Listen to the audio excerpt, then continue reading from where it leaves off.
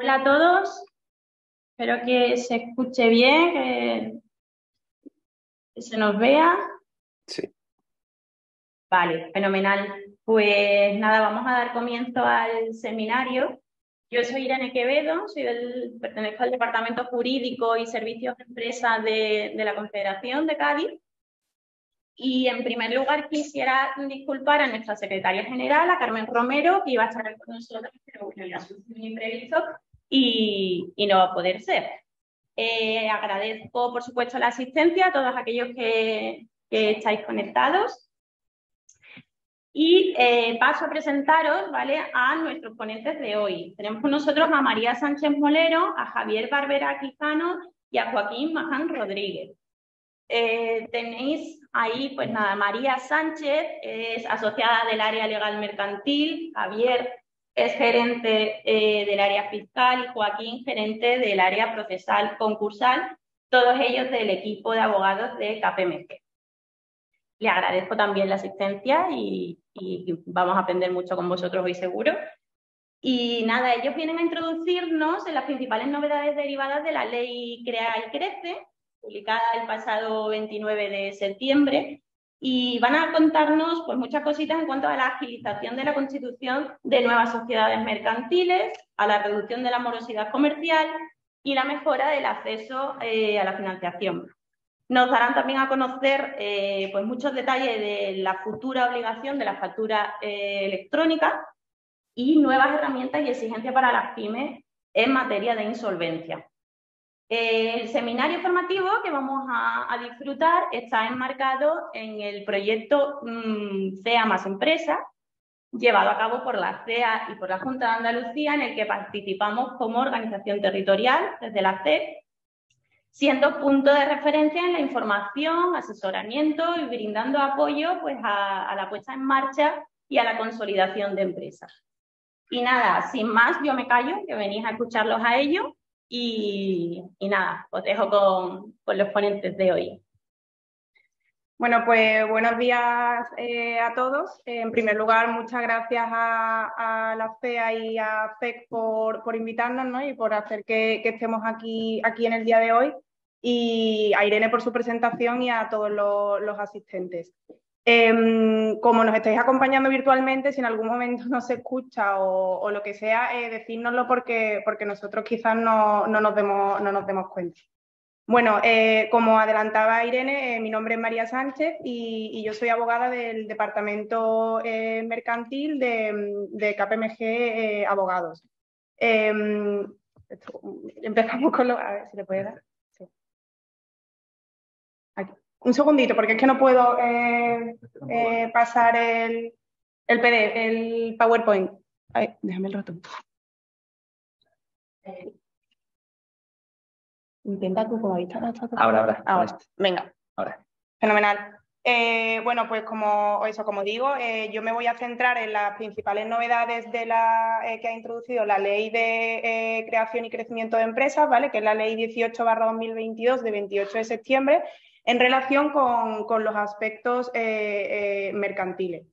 Pues bien, bueno, por enmarcar un poco esta charla y por situarnos, comienzo haciendo alusión al preámbulo de la ley, porque yo creo que es importante que tengamos todos en la cabeza cuál es el contexto en el que ha entrado en vigor esta ley, ¿vale?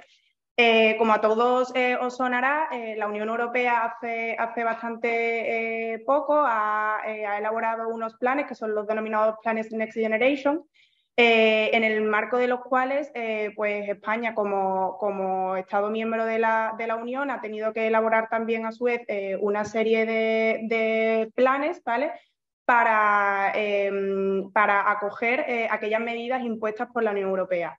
Los planes Next Generation son unos planes focalizados en aportar fondos a los países de la Unión tras la pandemia del COVID, ¿no? Sobre todo para fomentar la recuperación de los países de la Unión Europea. En concreto, esta ley surge, como digo, en el marco de un plan que ha desarrollado el Gobierno español, que es de recuperación, transformación y resiliencia, como dentro de un ámbito muy concreto que es el impulso a la pyme. Bueno, como yo creo que todos sabemos, la pequeña y la mediana empresa pues, al final constituyen la mayor parte del tejido productivo español, suponiendo más de un 99% del tejido productivo, más de un 60% del valor añadido bruto y del empleo, ¿vale? Y dentro de la pequeña y la mediana empresa son las microempresas las que juegan un papel fundamental, microempresas que son entendidas por aquellas empresas que tienen 10 trabajadores o menos. Entonces, yo creo que al final el gobierno o el legislador en su preocupación por todos los retos a los que se encuentran las pequeñas y las medianas empresas en el día a día, ha querido elaborar esta ley con 4 objetivos fundamentales. El primero de estos objetivos es facilitar la creación de empresas, no solo reduciendo los costes para su constitución, sino también agilizando todos los trámites para la fundación. Como sabemos, en España hay una burocracia tremenda cuando nos planteamos el constituir una sociedad de capital, ¿vale? Tanto sociedad de responsabilidad limitada como sociedad anónima, que son las que nos encontramos en la mayoría de los casos. Aparte de este primer objetivo, otro de los objetivos, que como digo son 4, que recoge o que establece esta ley Crea y Crece, es evitar todos aquellos impedimentos y obstáculos que se encuentra la pyme en sus planes estratégicos, bueno, pues año tras año, para crecer, ¿vale? En tercer lugar, se trata de luchar contra la morosidad comercial, que como sabemos es uno de los principales retos a los que se enfrenta también la pyme, sobre todo asociado porque las grandes empresas son las que más aprietan, tienen plazos de pago a los proveedores muy elevados y esto provoca que la pyme a menudo se vea con grandes dificultades para desarrollarse y para acceder o para invertir en innovación, invertir en digitalización, tener una mayor capacidad productiva o expandirse y convertirse en una entidad exportadora.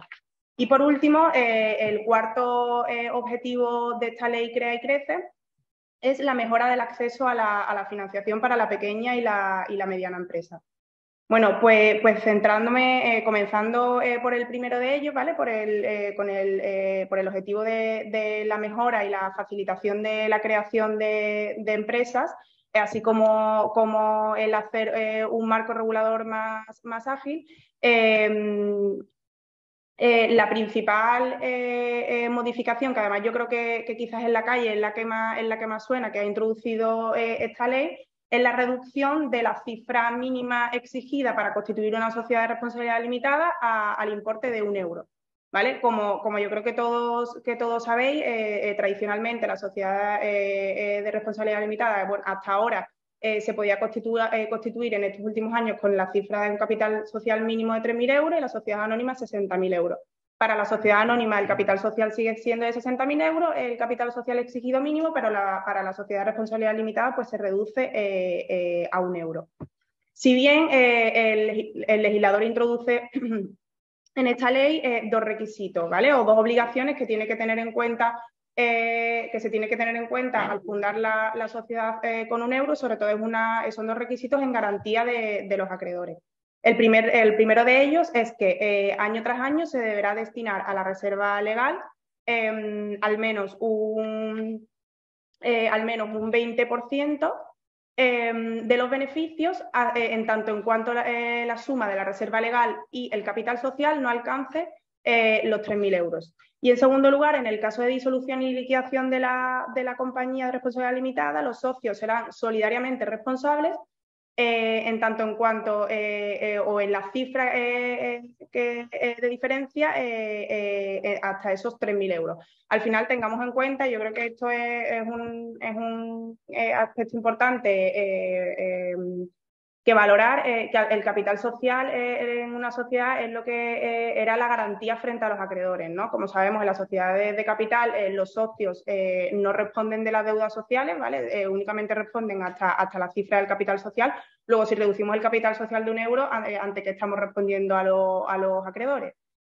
Yo creo que esto también va a ser un problema para los administradores sociales desde mi punto de vista. ¿Por qué? Porque el acreedor que vea que con el capital social, si una compañía a lo mejor que no tiene reserva, no puede accionar contra la empresa porque no va a haber con qué cobrar su crédito, al final se va a ir contra los administradores y buscarán pues la responsabilidad del administrador, ¿no? Entonces yo creo que es un tema que bueno, que sí que es cierto que puede que facilite en alguna medida la constitución de las sociedades, pero yo creo que quizás hay que darle una vuelta. Porque además yo otra cosa que me planteo, esto también es otro quizás en mi punto de vista personal, es realmente una persona que va, tanto física como jurídica, que va a constituir o a fundar una compañía que en principio es porque va a continuar su negocio o porque va a comenzar un negocio, ¿no? Y va a emprender. ¿Realmente era un problema el desembolsar 3.000 euros de capital social? Yo lo dudo. Yo lo dudo porque, primero, el desembolso puede ser no dinerario, no tiene por qué ser exclusivamente dinerario. Luego tú puedes hacer un desembolso de un determinado bien inmueble o de lo que consideres hasta llegar a la cifra del importe de 3.000 euros. Y en segundo lugar, porque tú tienes que ir en el caso de que sea dinerario, tú tienes que ir al banco con los 3.000 euros, pero desde el momento en el que el banco te emite el certificado bancario de desembolso, que es un elemento indispensable que debe llevar el notario, ¿no? El día de la constitución, tú después con esos 3.000 euros en la sociedad puedes disponer, tú los puedes usar para pagar una factura o puedes, es decir, no los tienes ahí estrangulados. Es verdad que está en el capital social, pero los 3.000 euros evidentemente puedes disponer de ellos porque no dejan de estar en una cuenta bancaria. Entonces, yo creo que al final aquí lo que el legislador ha tratado es de unificar la regulación que teníamos en España con la de otros países, tanto de la Unión Europea como fuera de ella, pues como pueden ser Estados Unidos, Reino Unido, Japón, China, Portugal, Francia e Italia, y es una lista mucho más larga, pero no es menos cierto que quizás desde mi punto de vista quizás personal, no creo yo que este fuera el principal impedimento con el que se encuentra un emprendedor o cualquier empresario al plantearse el constituir una sociedad de responsabilidad limitada. En segundo lugar, no solo, como digo, se ha tratado de producir o de que se produzca un abaratamiento en los costes de constitución, sino que también lo que la ley persigue es una constitución de la sociedad de responsabilidad limitada más rápida. Al final, cuando digo más rápida, yo creo que ya estamos todos pensando en lo mismo, y lo que se está buscando es que la constitución de las sociedades limitadas sea 100% telemática. Si bien es cierto, y aquí hay que hacer quizás un pequeño inciso, que en la actualidad todo lo que regula la ley respecto a la constitución telemática se puede venir aplicando ya, excepto el momento del otorgamiento de la escritura de constitución ante el notario. Es decir, el procedimiento es casi 100% telemático, pero el acto de ir al notario sí que se mantiene. Está previsto que la constitución sea 100% telemática y hacer que este otorgamiento ante notario también sea un otorgamiento telemático mediante una escritura telemática. Pero lo cierto es que a día de hoy el otorgamiento ante notario no te quita a nadie de ir a notaría. Entonces, todo este sistema de constitución telemática va a girar a través del Centro de Información y Red de Creación de Empresas, que se denomina en la ley, bueno, y además esto ya estaba creado, esto no es una figura nueva, se denomina CIRCE, a través del cual podremos acceder a un documento electrónico, que es el documento único electrónico, que habrá que completar para proceder a la constitución de la sociedad de responsabilidad limitada.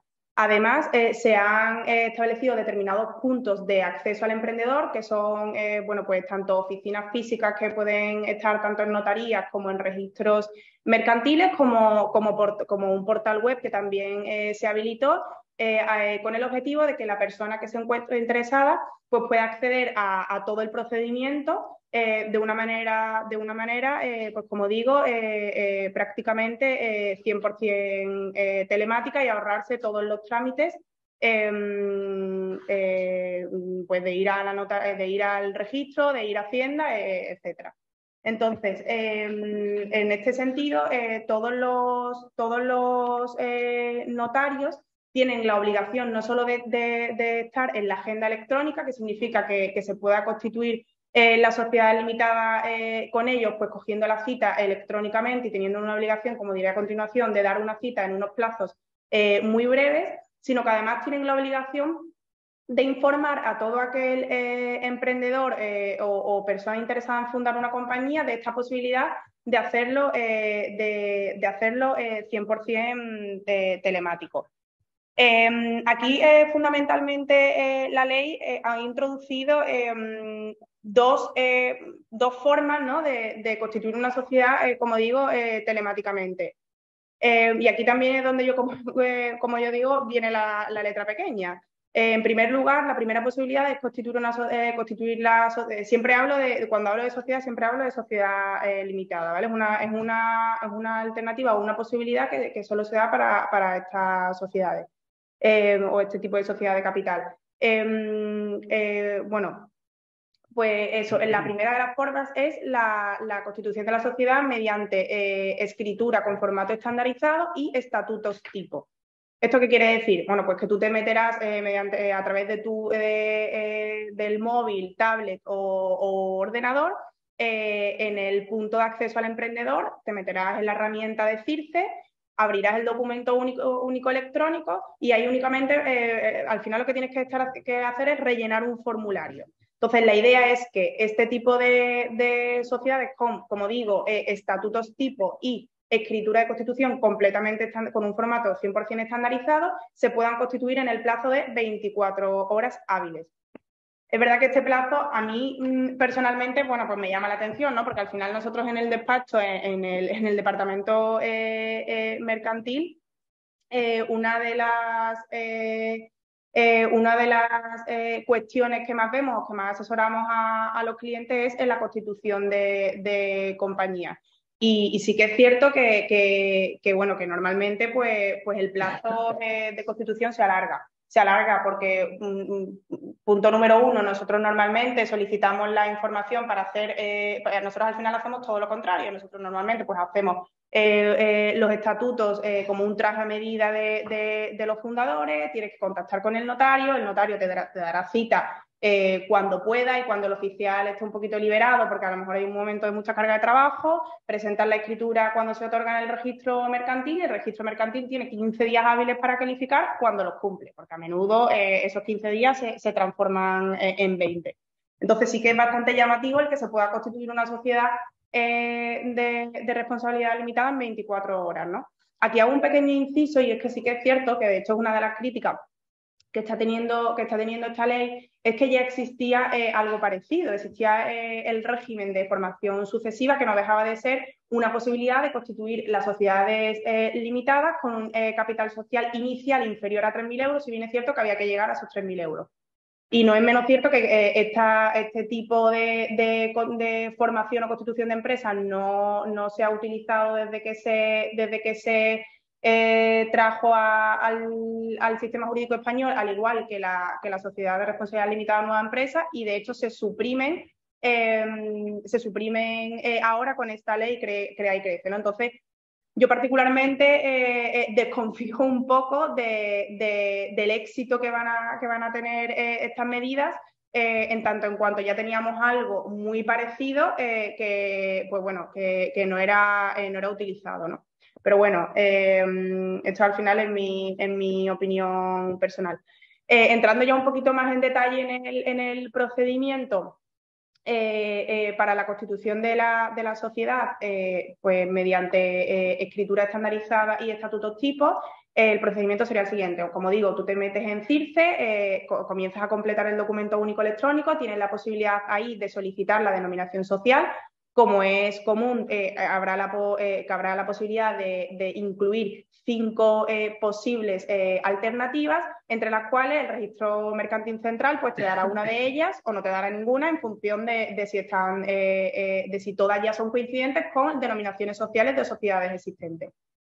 Primera novedad aquí en cuanto a plazos, que el registro mercantil central tendrá la obligación de responder o de emitir la certificación negativa de denominación social en el plazo de 6 horas hábiles, ¿vale? Al final, por mi experiencia, sí que os digo que normalmente el registro mercantil central pues, solía tardar entre 2-3 días. Pues en este caso se reducen los plazos a 6 horas hábiles. Una vez que el interesado tiene la denominación social, accede a solicitar una cita en un notario de su municipio para que se le asigne una fecha y una hora concreta. Aquí viene otro de los aquí se vuelve a reducir el plazo porque el notario tendrá la obligación de otorgar la cita en el plazo de 12 horas hábiles desde la solicitud del interesado. Una vez en notaría, porque como digo, todo este procedimiento hasta este momento se hace a través del sistema electrónico, de CIRCE y rellenando el documento único electrónico, pero a notaría sí que hay que ir para otorgar la escritura. El notario, pues se otorgará la escritura ante notario. Recordemos que como los estatutos son tipo y la escritura es una escritura con formato estándar, el notario prácticamente no se tendrá que revisar nada. Luego, por eso tiene la posibilidad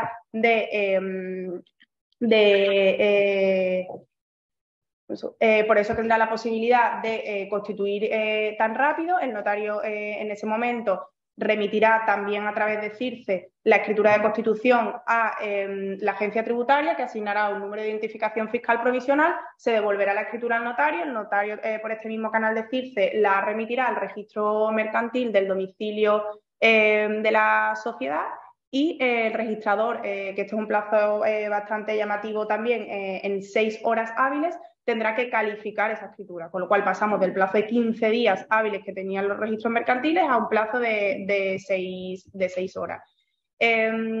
¿Por qué puede el registrador calificar en 6 horas? Porque los estatutos son siempre los mismos. Entonces ahí hay poco margen de que te califiquen negativo, porque al final tú lo que estás rellenando es un formulario que es sota, caballo y rey. O sea, ahí no tiene más.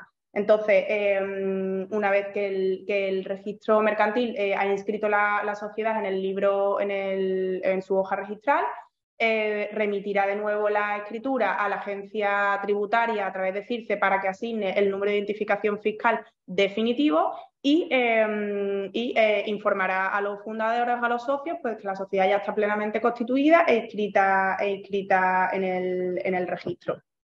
La publicación en el BORME está exenta de tasas para el interesado, y el notario tendrá la obligación de dar a los interesados las copias simples de la escritura de forma totalmente gratuita. Otra crítica, si me lo permitís, a esto, yo a priori lo puedo ver interesante para un socio único que quiere constituir una compañía muy rápido porque tiene una determinada urgencia y poco más, porque al final normalmente, precisamente, y para eso están los estatutos sociales, es para incluir en ellos todo aquello que siempre que sea inscribible, porque como sabemos los estatutos se tienen que inscribir en el registro mercantil, pero bueno, todo aquello que interese a los socios como medidas para regular sus relaciones, ¿no? Pues a bote pronto pues se me ocurre, oye, yo quiero un determinado régimen de transmisión de las participaciones sociales porque no me interesa que la transmisión sea libre entre socios, o no me interesa que la transmisión sea libre a favor del cónyuge, porque es que yo ya sé que el cónyuge de esta señora voy a tener problemas con él, y como le pueda transmitir sus participaciones, que eso al final lo vemos todos los días, o quiero un determinado régimen retributivo para los administradores. Quiero un determinado reparto, unas determinadas reglas de reparto de dividendos. Es decir, todo eso con los estatutos tipos nos olvidamos. Nos olvidamos porque eso está todo súper estandarizado. De hecho, el órgano de administración tiene que ser consejo de administración, y es verdad que se constituye muy rápido. Tú tienes tu sociedad en 24 horas. Eso también yo quiero ver cómo funciona y si es real, pero bueno, la tienes en 24 horas, pero al final es una compañía completamente estándar, que seguramente en el plazo de un mes o 2 meses te vas a tener la obligación de modificar estatutos sociales cuando quieras dar entrada a un nuevo socio o cuando quieras regular cualquier cuestión particular. Bueno, esto, como digo, es la primera de las opciones para constituir telemáticamente, ¿no? La segunda de las opciones sería constituir con escritura, con contenido estandarizado, pero sin estatutos tipo.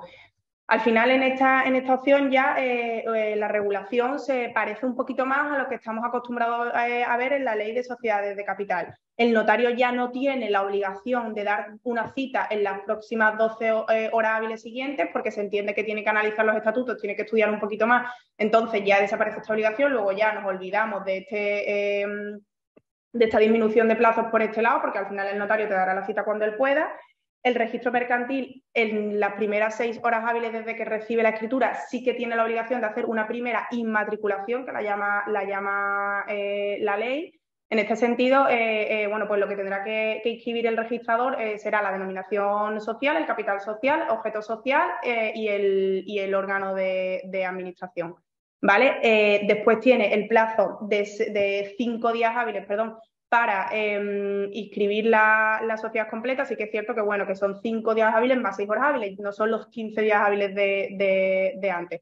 Pero me hace gracia la coletilla que incluye la ley, es siempre que el registrador, pues por su organización, pueda calificar en este periodo. En el caso de que el registrador no pueda calificar en este periodo, tendrá que informar al fundador o al interesado del porqué del retraso. Luego, yo creo que al final estamos un poco en las mismas, igual que a día de hoy, pues los registros muchas veces no califican en 15 días, califican en un mes.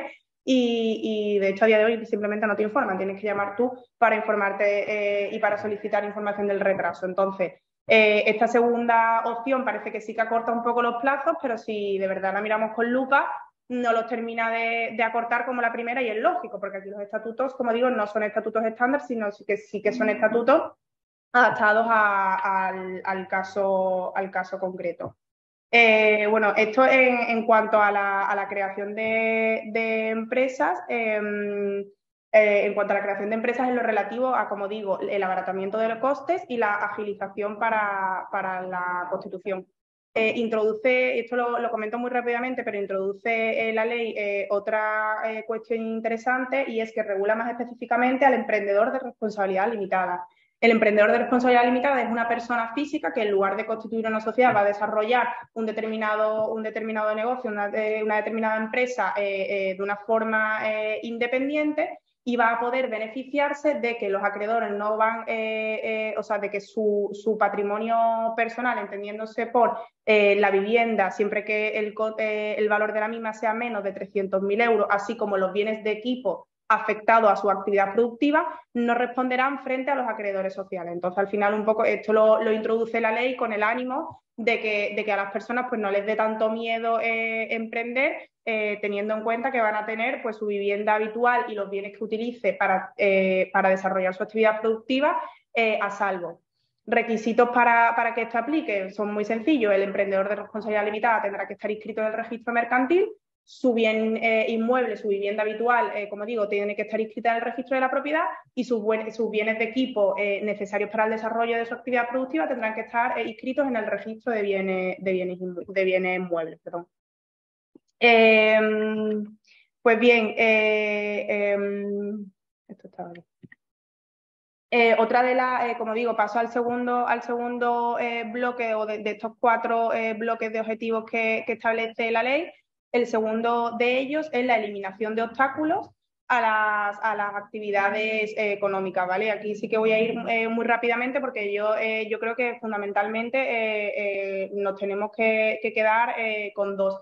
Y es que se van a reducir el número de actividades económicas para las que se va a exigir una licencia, y 2, en determinados casos se van a ponderar los requisitos exigidos actualmente para ejercer las profesiones reguladas, ¿vale? Esto habrá que verlo, como digo, habrá que ver a qué actividades se le exime de licencia, porque de hecho una de las críticas que ha tenido fundamentalmente este proceso que acabo de contar de creación rápida de empresas es que bueno, pues determinadas agrupaciones de empresarios han puesto de manifiesto que realmente ellos consideran que su problema para iniciar un negocio no es tanto en la constitución de sociedades, que sí que es cierto que en España hay mucha burocracia para eso, y es verdad que trabajamos pues, con despachos de otros países que se quedan bastante sorprendidos con el tiempo que se tarda en constituir una sociedad aquí, pero bueno, yo creo que no es tanto eso lo que puede impedir o el obstáculo que puede ser importante para un emprendedor al momento de crear o de constituir una compañía, sino la cantidad de licencias y autorizaciones de la administración pública con las que tenemos que contar para iniciar efectivamente una actividad. Pues bien, bueno, por aquí voy a pasar un poco más rápido porque yo creo que tampoco es tanto de interés, y me centro en el tercero de los bloques de objetivos que establece la ley. Y es que al parecer el legislador bueno, pues está bastante concienciado y por tanto el gobierno con la morosidad comercial que vivimos en España. Yo creo que al final esto sí que es cierto que es un tema bastante preocupante. Yo creo que es uno de los principales lastres para las pequeñas y las medianas empresas, ¿no? El plazo tan elevado en el que cobran las facturas que han emitido previamente. Yo creo que es algo en lo que sí que tenemos que estar bastante concienciados, porque al final las grandes empresas son las que más presionan a las pymes y lo que hacen que al no tener, a las pymes, al no contar con la liquidez con la que debieran, habiendo prestado ya un determinado servicio o suministrando un determinado bien, pues esto les hace tener muchas dificultades para crecer. Entonces, en este sentido, el Ministerio de Industria va a llevar a cabo un seguimiento muy intensivo de la evolución de la morosidad año a año, con la elaboración de informes anuales en los que se analice muy detalladamente, de una forma muy exhaustiva, cuál es el periodo medio de pago a proveedores en nuestro país, y a través de este informe pues irá tomando determinadas medidas. Fundamentalmente, en esta ley se recogen dos medidas que yo considero que son bastante interesantes. La primera de ellas es en el ámbito del sector público, ¿vale? Se establece en la ley que aquellas empresas que contraten con el sector público van a tener que ser fieles cumplidoras de los plazos de pago a las empresas subcontratistas y a los suministradores, ¿vale? Y proveedores. En este sentido, la administración pública contratante va a observar con lupa, ¿vale?, al contratista adjudicatario de un determinado contrato público en cuestión, pues solicitándole periódicamente determinados informes, solicitándole la información del plazo de pago a sus proveedores, solicitándole las cuentas anuales. Como sabemos, en la memoria hay que establecer también el plazo de pago a proveedores, e incluso imponiéndole determinadas penalidades, ¿vale? De hecho, ya en los pliegos de la licitación se introducirá expresamente cuáles son las medidas para controlar este tema, y cuáles serán las penalidades o las medidas coercitivas que se impondrán al contratista que subcontrate e incumpla los periodos o los plazos máximos de pago, establecidos en la Ley de Medidas de Lucha contra la Morosidad. La segunda de las medidas es en relación con las subvenciones. Se establece expresamente en la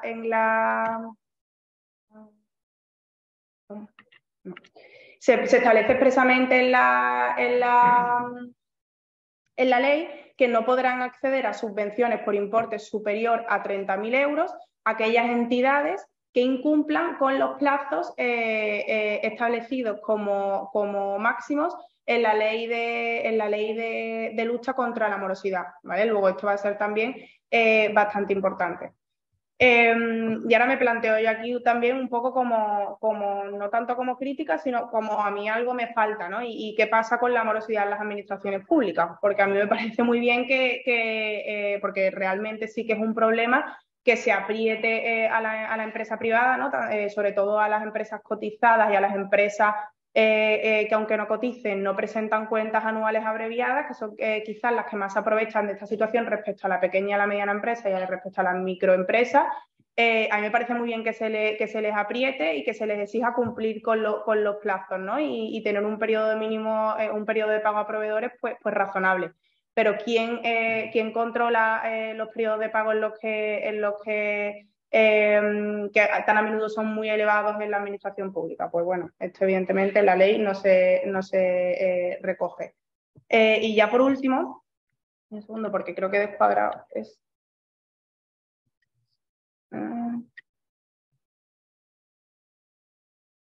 Esto es demasiado largo y yo estoy intentando acortar un poco. Yo ya por último me voy a centrar en las medidas de impacto en el ámbito financiero, ¿vale?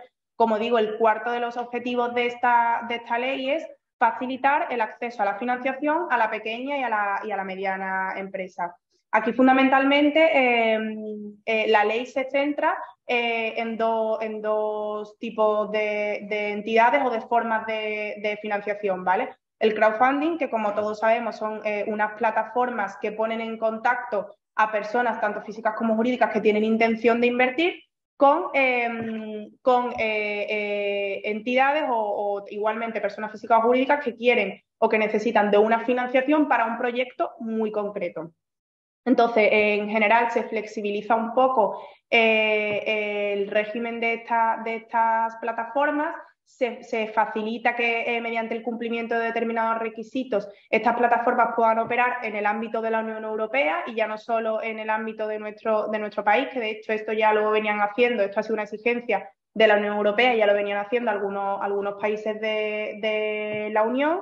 Se facilita también que aquellos inversores que interesen puedan invertir en una sociedad de responsabilidad limitada cuyo objeto social sea única y exclusivamente la tenencia de participaciones en otras compañías.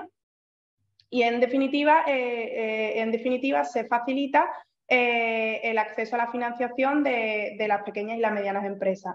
Y respecto a las entidades de capital riesgo, también también se introducen determinadas medidas de flexibilidad, como la creación de las entidades de capital riesgo de tipo cerrado de préstamo, cuyo objeto será la inversión en préstamos, facturas y créditos, así como el incremento del tipo del tamaño de la pyme en la que se podrá invertir a través de una entidad de capital riesgo pyme.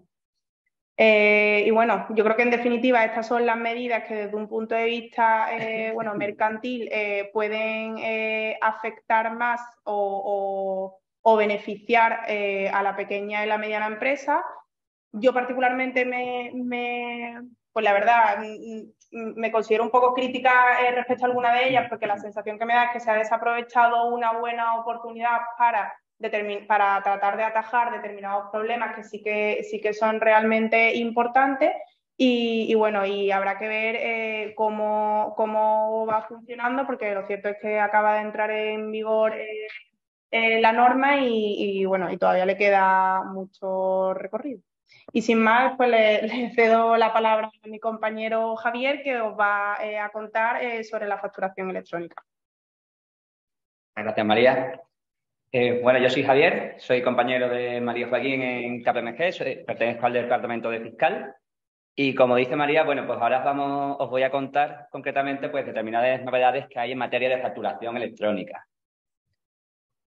Bueno, dentro de los mecanismos, ¿no?, que estábamos comentando ahora para luchar contra la morosidad comercial, la ley Crea y Crece va a imponer a los empresarios y profesionales y autónomos la obligación de expedir, remitir y recibir facturas en formato electrónico en todas las relaciones comerciales que tengan con otras empresas y con otros profesionales.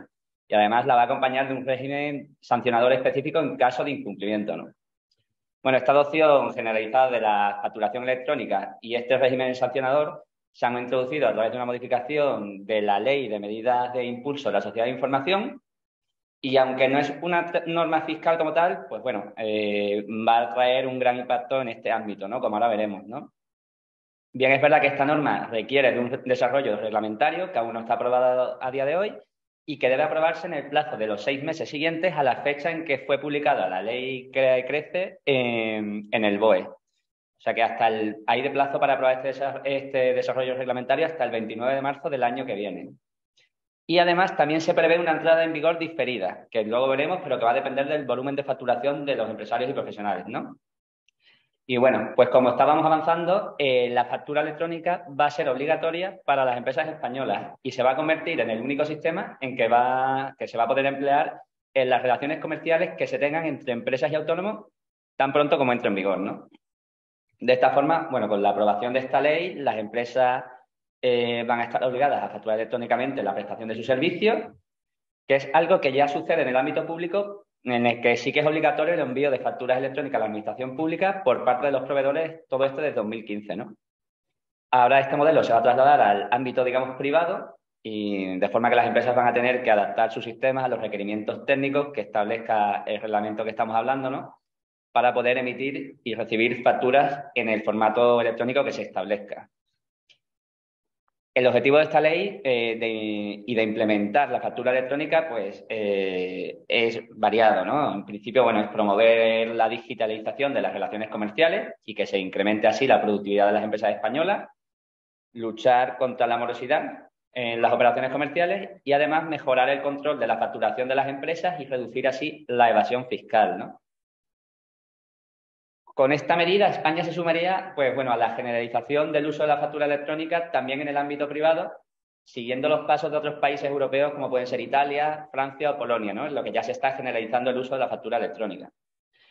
Esta medida pues, bueno, ofrecería ventajas competitivas para las empresas privadas, pues verían reducido digamos, el coste de los recursos utilizados para la tramitación y la gestión de las facturas en papel, con un mejor tratamiento de la información y una mayor, digamos, comunicación entre los implicados en el proceso de facturación, ¿no?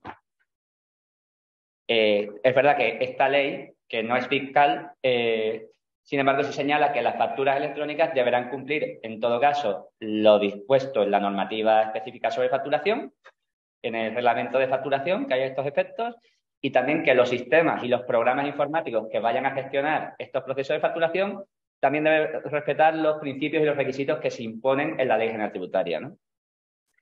En este sentido, bueno, aún se desconoce cómo se va a coordinar esta nueva obligación general de facturación electrónica con un borrador de reglamento de requisitos de los sistemas y programas electrónicos de facturación que fue publicado en el primer trimestre de este año y cuyo texto aún está pendiente de dictamen del Consejo de Estado.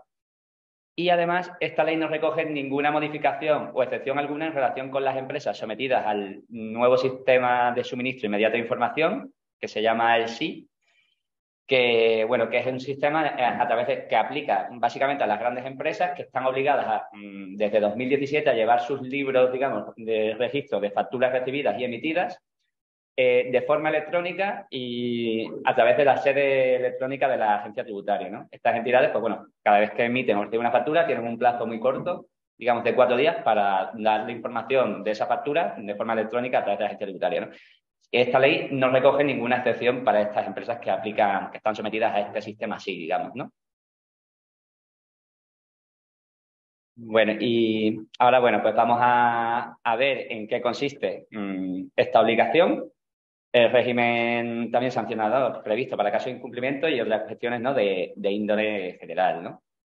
Pues bueno, como avanzábamos, con esta obligación se impulsa la adopción generalizada de la factura electrónica, ampliando la obligación de emitir, remitir y recibir facturas electrónicas a todos los empresarios o profesionales en sus relaciones comerciales, ¿no? De esta forma, tanto el emisor de la factura como el destinatario deberán estar en disposición de proporcionar información sobre los estados de la factura, ¿no? Que es lo que va a permitir al final calcular los plazos de pago de la factura, ¿no? Que es una de las cosas que se pretende con esta medida, ¿no? También el emisor de la factura va a tener que facilitar el acceso, la visualización, la descarga y la impresión de la factura electrónica para los receptores, ¿no? Pues para que puedan también dar esa información del estado de la factura. Se dice expresamente que además se debe mantener el acceso a las facturas electrónicas durante 4 años, aun cuando los destinatarios de las facturas hayan dejado de ser clientes de las empresas que emiten la factura, ¿no? De esta forma, durante este plazo de 4 años, los destinatarios podrán solicitar copias de las facturas sin ningún coste adicional. Y también se indica que no se podrá obligar al emisor de la factura a utilizar una solución, una plataforma o un proveedor de servicios de facturación electrónica predeterminado. ¿Esto qué implica? Pues la necesidad de que se establezcan determinados estándares de interoperabilidad e interconexión entre los distintos sistemas de facturación. Así, bueno, pues se establece que las soluciones tecnológicas y las plataformas ofrecidas por las empresas proveedoras de servicios de facturación electrónica deben garantizar esta interconexión e interoperabilidad entre las facturas de forma gratuita, y además que esta exigencia de interconexión e interoperabilidad gratuitas también se debe extender a, digamos, a las soluciones y plataformas de facturación electrónica ya preexistentes propias de las empresas que emiten y reciben facturas, ¿no? Hoy en día. Bueno, y ¿cuáles son los principales beneficios, ¿no? Que se puede obtener con el uso de esta factura electrónica, ¿no? Pues bueno, se pueden obtener determinadas ventajas en la operativa diaria de las empresas. Pues bueno, esto va a suponer una digitalización y una optimización de las relaciones empresariales. Se van a reducir tiempo y costes, ¿no? Respecto a lo que es la gestión y la tramitación de la factura en papel, propiamente dicha. Y con ello un aumento, digamos, de la productividad. Va a haber mayor seguridad y fiabilidad de las transacciones electrónicas. También, pues bueno, como uno de los grandes objetivos, ¿no?, de esta ley, que es reducir la morosidad en las operaciones comerciales, se van a controlar, digamos, se va a tener, pues como ponemos ahí, ¿no?, una mayor trazabilidad y control de los pagos entre empresas, ¿no?, y autónomos. Y también, pues se reducirán todos los errores humanos que supone lo que es una emisión de factura en papel, pues porque se van a automatizar, ¿no?, pues todos estos procesos. Luego, conviene tener en cuenta que aunque esta obligación de emitir facturación electrónica en principio solo se establece a las relaciones entre empresas, la nueva norma establece determinadas obligaciones específicas para aquellas empresas que prestan servicios al público en general de especial trascendencia económica. Pues bien, ¿estas empresas cuáles son? Son empresas que operan en determinados sectores y que además las define también la Ley de Medidas de Impulso de la Sociedad de la Información, y que básicamente son aquellas que tienen una plantilla de más de 100 trabajadores o un volumen de facturación superior a 6 millones de euros y que operan en determinados sectores económicos, como pueden ser, bueno, los servicios de comunicaciones electrónicas a consumidores, los servicios financieros a consumidores, esto es servicios bancarios o de seguros, suministro de los que prestan suministro de agua, gas y electricidad también a consumidores, los servicios prestados por agencias de viaje, los servicios de transporte de viajeros y los de comercio al por menor. Pues bien, para este tipo de entidades se extiende la obligación de emitir facturas electrónicas en sus relaciones también con particulares, no solo con otras empresas, siempre que bien estos particulares o acepten recibirlas o lo hayan solicitado así expresamente. Y además, independientemente del tamaño de la plantilla o del volumen anual de operaciones que se tenga, ¿no? No obstante, se exceptúan de dicha obligación a las agencias de viaje, las empresas de servicios de transporte y las que prestan actividades de comercio al por menor, que solo estarán obligadas a expedir facturas electrónicas cuando la contratación se haya llevado a cabo por medios electrónicos, ¿no? Igualmente, pues se obliga a estas empresas, pues, a que faciliten el acceso a los programas necesarios para que los usuarios, ¿no?, particulares puedan leer, copiar, descargar, imprimir esta factura electrónica de forma gratuita, y también deberán habilitar procedimientos que sean sencillos y gratuitos para que los usuarios puedan revocar en cualquier momento el consentimiento dado, pues, para recibir estas facturas electrónicas. Bueno, en paralelo a esta nueva obligación de facturación electrónica, la ley establece o tipifica 2 nuevas infracciones que no están reguladas hasta la fecha en la Ley General Tributaria, asociadas al incumplimiento de las mismas y sus correspondientes sanciones, ¿no? En primer lugar, pues establece una infracción, que es aquella que puedan cometer aquellas empresas que, estando obligadas a ello, no ofrezcan a los usuarios la posibilidad de recibir facturas electrónicas, o también que no permitan el acceso de a estas facturas, ¿no? Especialmente a aquellas personas que hayan dejado de ser clientes, ¿no? Y que sí que obliga al emisor de factura, aún así, a mantener acceso a las mismas durante un plazo de 4 años, ¿no? Como hemos dicho. Esta sanción pues, va a consistir en una multa o apercibimiento de hasta 10.000 euros y se va a graduar entre diferentes criterios, ¿no? Entre otros, pues bueno, el grado de culpabilidad, la reincidencia, el volumen de facturación del responsable, ¿no? Y luego se establece, en segundo lugar, una nueva infracción que consiste en el incumplimiento de las obligaciones específicas por parte de las empresas que prestan servicios al público en general de especial trascendencia económica, ¿no? Que son aquellas, bueno, que hemos dicho, esas empresas con determinado volumen y de facturación o de plantilla que operan en determinados sectores y que están obligadas igualmente a emitir facturas electrónicas también a los particulares, ¿no? En determinados casos. Y la sanción va a ser la misma que en la infracción que comentamos anteriormente, ¿no? Que va a ser en un apercibimiento o multa de hasta 10.000 euros, ¿no? Bueno, y también lo hemos adelantado, pero es importante tenerlo en cuenta. Esta nueva regulación requiere de un desarrollo reglamentario que debe aprobarse en un plazo de 6 meses desde la publicación en el BOE de la Ley CREA y CRECE. Como la ley se aprobó el 29 de septiembre, pues el plazo finalizaría el 29 de marzo de 2023. Así, pues bueno, van a ser los Ministerios de Asuntos Económicos y Transformación Digital y también el de Hacienda y Función Pública los que vayan a concretar los requisitos técnicos y de información a incluir en la factura electrónica para que así se pueda verificar la fecha de pago, se puedan obtener también los periodos medios de pago, ¿no? De las facturas. También se deben concretar estos requisitos que avanzábamos, ¿no? De interoperabilidad e interconexión mínima entre los sistemas de facturación y también los requisitos, bueno, de seguridad, de control y de estandarización de estos dispositivos y sistemas informáticos que vayan a generar estas facturas. Asimismo, bueno, pues también se indica en la ley que va a ser necesario tener en cuenta la realidad actual del uso de facturas electrónicas estructuradas por aquellas empresas que ya las utilizan, ¿no? Para que para las mismas, pues bueno, se minimice el esfuerzo de cumplimiento y adaptación a esta nueva obligación de facturación electrónica, ¿no? Una vez que se publiquen estas especificaciones, ¿no? Y se publique, digamos, el reglamento que va a desarrollar todas estas cuestiones, las empresas van a contar con distintos plazos de implementación en función del volumen de facturación que tengan las mismas, ¿no? Así pues, bueno, para las empresas cuya facturación anual sea superior a 8 millones de euros, digamos las grandes empresas, el plazo de implementación va a ser de 1 año de aprobarse el desarrollo, desde que se apruebe el desarrollo reglamentario, ¿no? Pues bueno, hasta, digamos, podrán adaptarse hasta abril del año 2024, ¿no? Para el resto de empresas, pues esto es aquellas cuya facturación no supere los 8 millones de euros, el plazo de implementación se va a ampliar a 2 años tras la aprobación del desarrollo reglamentario, ¿no? Como consecuencia de lo anterior, pues bueno, esta obligación va a ser exigible en un primer lugar a las grandes empresas y se va a dar a las de menor tamaño un mayor periodo de tiempo para que puedan adaptarse a esta obligación, ¿no?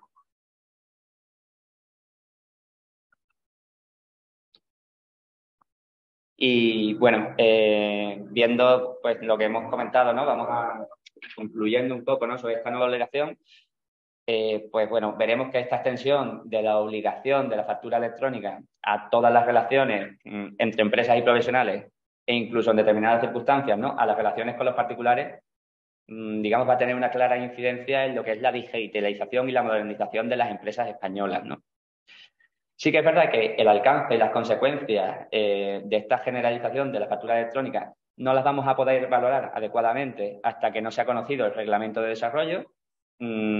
Así que habrá que estar, digamos, muy atentos a lo que es la tramitación y a los procesos de audiencia que se abran para poder adecuar sus efectos, ¿no? Las necesidades de cada empresa.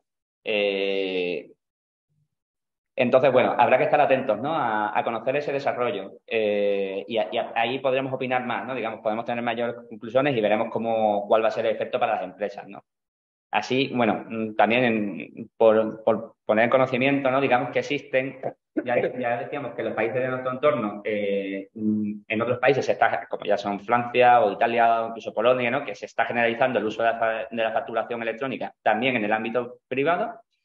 Y aquí conviene tener en cuenta que existen distintos modelos que se están implementando en estos países, ¿no? Con diferentes características. Por ejemplo, está el modelo italiano, que digamos que es un modelo centralizado en una plataforma que canaliza toda la facturación electrónica. O también podemos tomar como referencia el sistema francés, que apuesta, digamos, por un modelo descentralizado con interconexión e interoperabilidad de las distintas plataformas, que parece que se acercaría más al que parece que se va a implementar, ¿no?, en España con esta nueva obligación, ¿no? Lo que en cualquier caso conviene tener en cuenta que esto va a suponer un cambio claro de paradigma en lo que a facturación electrónica se refiere aquí en España, ¿no? Pues vamos a pasar en un sistema basado en la libertad, digamos, de facturación en formato papel o en formato electrónico, y además, en caso de formato electrónico, de libertad de medio en este último caso. Porque ahora vamos a pasar, digamos, a un sistema de facturación electrónica obligatoria, siempre que sean operaciones entre empresarios, y además que se va a basar, digamos, en un formato electrónico estructurado. ¿Qué significa que sea un formato electrónico estructurado? Pues básicamente que va a permitir al receptor de la factura tratar estos datos de la factura, ¿no? Así, bueno, en España en la actualidad pues existen muchas empresas que ya siguen modelos o medios electrónicos en su facturación. Algunas ya sí que utilizan estos sistemas de facturación, digamos, en formatos estructurados, los que permiten al receptor de la factura tratar estos datos, como pueden ser, bueno, el sistema EDI o el sistema Facturae, que es el que antes adelanté, ¿no?, que era obligatorio desde 2015 para las operaciones que se realizan con las administraciones públicas. Sin embargo, la mayoría de empresas utilizan, digamos, formatos electrónicos no estructurados, ¿no? Por ejemplo, digamos, un documento PDF que se envía por correo electrónico, ¿no?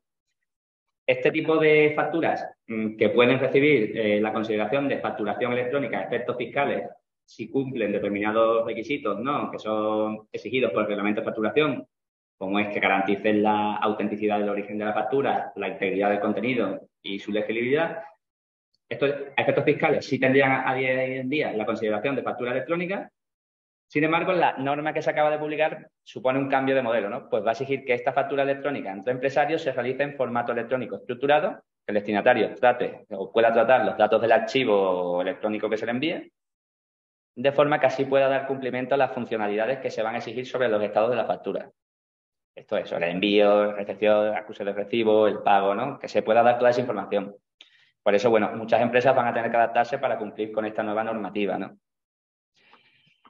Como adelantaba en un principio, y pese a que esta ley no tiene una finalidad fiscal, no se desconocen los importantes efectos que puede tener en este ámbito, ¿no?, ya que afectan a un elemento esencial de la actividad de cualquier contribuyente, como es el proceso de facturación, donde, bueno, ya comentábamos que hay importantes medidas que impactan en los mismos, como es el sistema SI o el borrador de reglamento de los requisitos, ¿no?, de los sistemas de facturación electrónica.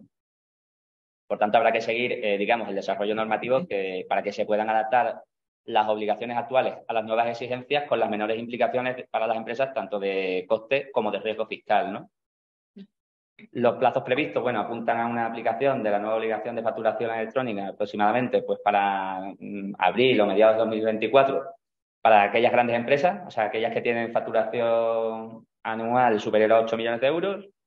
Y aunque hay tiempo para esta adaptación, sí que es importante tener en cuenta esta nueva norma en cualquier cambio o actualización que se vaya a realizar sobre los sistemas de facturación a partir de ahora, ¿no? Además, también es importante tener en cuenta que como habrá que dar información relativa a los pagos, esto va a exigir adaptaciones para que se conecten los sistemas financieros con los de facturación, porque a día de hoy, en líneas generales, en la mayor parte de las empresas no permiten esta trazabilidad entre, bueno, digamos, entre los pagos o los sistemas financieros con los sistemas de facturación, ¿no? Y bueno, simplemente para terminar, que aunque para el resto de empresas, no, las pequeñas empresas, digamos, el plazo es de un año más, en la práctica, bueno, en la aplicación de la nueva facturación electrónica por parte del destinatario de la factura va a poder obligar a muchas empresas a adaptarse al nuevo sistema en el plazo previsto, ¿no?, pues para las grandes empresas de un año, ¿no?, que comentábamos, ¿no?, para 2024. Y bueno, y ahora os voy a dar paso a mi compañero Joaquín, que os va a hablar de, bueno, sobre las nuevas herramientas, exigencias para pymes, ¿no?, en el ámbito de insolvencia. ¿Me se lo pasas? Gracias, Javi. Buenos días a todos. Bueno, vistas las novedades mercantiles y y las novedades en materia de facturación electrónica, si bien no forma parte de la ley Crea y Crece, vamos a abordar, porque entiendo que tiene cierto interés la época en la que nos encontramos ahora y que estamos viviendo, las situaciones de insolvencia de las pequeñas y medianas empresas, así como el nuevo procedimiento especial que se ha regulado en la reforma que recientemente ha entrado en vigor, sin perjuicio de que precisamente este régimen especial entra en vigor en enero del año 23, el 1 de enero del año 23. Todos sabemos que históricamente las sociedades que acababan en concurso de acreedores en situaciones de insolvencia, normalmente o en la mayoría de los casos nunca conseguía una solución de convenio, sino que acababan siendo liquidadas y por lo tanto desaparecían del tejido empresarial. El fin último de la ley concursal, desde su promulgación en el año 2003, ha sido la continuidad de las compañías, la solución de convenio como finalidad última y el mantenimiento del tejido empresarial de las sociedades. Como hemos dicho, ese fin normalmente nunca se conseguía y siempre acababa en una situación de liquidación y por lo tanto desaparecían. Con esta nueva reforma, y si bien se viene intentando desde el año 2003, el año 2009, el año 2015, con todas las reformas que se han venido introduciendo, se vuelve a insistir en la agilización del procedimiento concursal de las compañías. En este caso hablaremos de las microempresas, pero lo que se pretende es de una vez por todas conseguir que una vez que una sociedad tenga determinados problemas de insolvencia, consiga la solución de convenio o la solución de continuidad de la actividad que venga desarrollando. Como ha comentado mi compañera María, en nuestro país las microempresas suponen más del 90% del tejido empresarial y además normalmente no tienen una duración muy amplia. Normalmente las microempresas acaban desapareciendo con muy pocos años de vida, si bien se vienen constituyendo nuevas compañías. Con esta nueva reforma, en el libro tercero, se establece un nuevo régimen más específico y más ágil de insolvencia de las pequeñas y medianas empresas, que ahora determinaremos cuáles serían los requisitos para su acceso. Primero vamos a analizar las principales características de este procedimiento especial. Luego abordaremos la situación preconcursal, que también se regula en este libro tercero. Y después pasaremos a analizar las dos vías posibles, la del plan de continuación, que sería lo que antiguamente se conocía como un convenio y que hoy día se sigue conociendo como convenio para las compañías que no sean microempresas, o el plan de liquidación, que consistiría en la liquidación de los activos de la compañía, haciendo especial hincapié en la posibilidad de que sean transmitidas como unidades productivas, es decir, como una empresa en funcionamiento, para que finalmente no desaparezca, sino que haya un tercer empresario interesado que continúe con esa actividad. Y finalmente abordaremos la posibilidad de la exoneración del pasivo insatisfecho, que sería, por entendernos, una especie de condonación de las deudas que queden una vez que se liquiden los activos de cualquier empresario o compañía mercantil. En cuanto a las características, como hemos dicho, este nuevo régimen es un régimen que pretende agilizar el procedimiento y reducir los costes para las pequeñas y medianas empresas.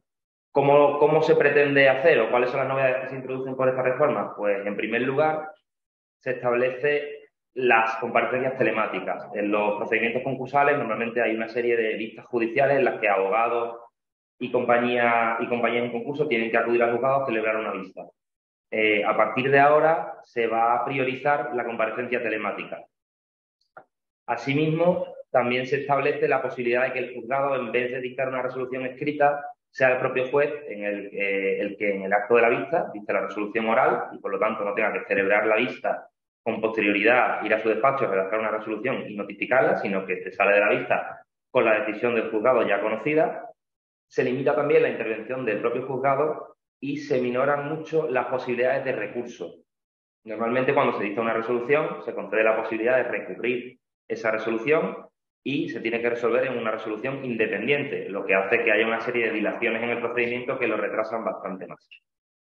Además, otra de las novedades es la simplificación del procedimiento. Se establece la obligación de que todas las compañías o deudores que vayan a acudir a este procedimiento especial para las microempresas deban utilizar unos modelos normalizados, unos formularios oficiales que deberán emitirse, aunque todavía no están y tienen un plazo de 6 meses para su uso.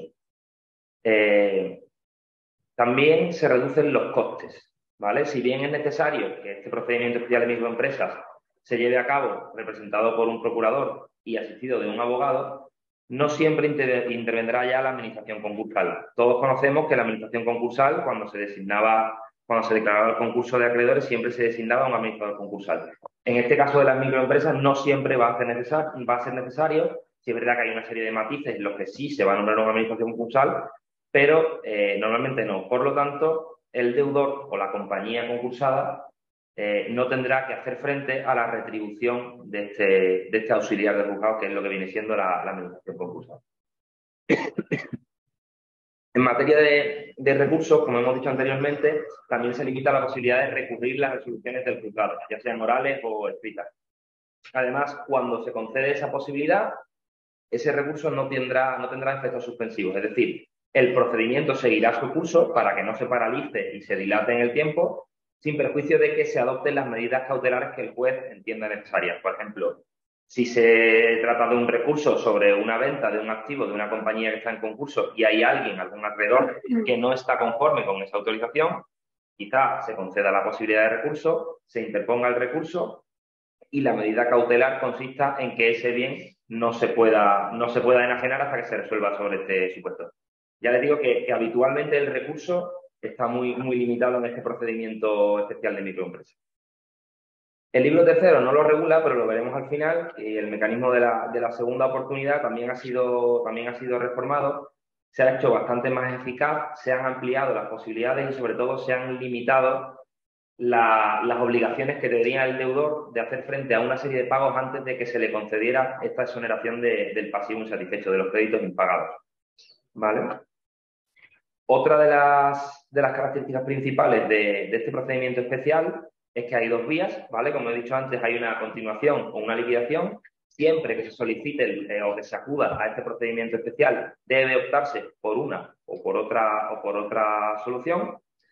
Y en cuanto a las características principales del procedimiento de continuación, a diferencia de la fase de convenio para las otras compañías que no sean microempresas, es que el voto en el convenio debe ser favorable por parte del acreedor y en este caso de las microempresas se les favorece en el sentido de que si el acreedor no vota a favor ni vota en contra, es decir, si se mantiene en silencio o con una actitud pasiva, ese silencio o esa actitud pasiva implicará que ha votado a favor de la continuidad de la compañía. Y en cuanto al plan de liquidación, la novedad más importante es que se va a realizar todo a través de una plataforma electrónica, sin que sea el administrador concursal, que no va a ser nombrado, el que tenga que liquidar los bienes y además va a tener una duración máxima de 3 meses. En la actualidad, por experiencia, una fase de liquidación que en principio está limitada a 1 año, se puede llegar a extender entre 5 y 6 años. ¿Vale? Vamos a pasar a ver los presupuestos objetivos y subjetivos, que son los requisitos para ver cuáles son las microempresas o deudores que pueden acudir a este procedimiento especial y con posterioridad vemos las particularidades de cada uno de los procedimientos, del plan de continuación y del plan de liquidación. El presupuesto objetivo es que el deudor se encuentre en una situación de insolvencia actual, de insolvencia inminente o de insolvencia probable. La insolvencia actual significa que el deudor o la compañía en situación de insolvencia no puede cumplir ya en ese mismo momento con las obligaciones que le vienen siendo exigibles. La inminente lo extiende a un plazo de 3 meses, es decir, la compañía o el deudor no va a poder cumplir con sus obligaciones en el plazo de los siguientes 3 meses y la reforma concursal que recientemente se ha promulgado incluye un nuevo concepto que es el de probabilidad de insolvencia, que se define como aquella insolvencia en la que se prevé que el deudor no va a poder cumplir sus obligaciones en el plazo de 2 años, siempre y cuando no formalice un plan de reestructuración. ¿Vale? Si estamos en situación de insolvencia actual inminente o probabilidad de insolvencia, podríamos acudir a este procedimiento especial de microempresas. El presupuesto subjetivo, es decir, qué compañías o deudores pueden acudir a este procedimiento especial, tiene otra serie de requisitos. Podemos acudir a este procedimiento siempre y cuando seamos un deudor, persona natural o jurídica, que realice algún tipo de actividad profesional o empresarial, siempre y cuando durante el año anterior no hayamos tenido más de 10 trabajadores y nuestro activo sea inferior a 750.000 euros o las deudas sean inferiores a 350.000 euros.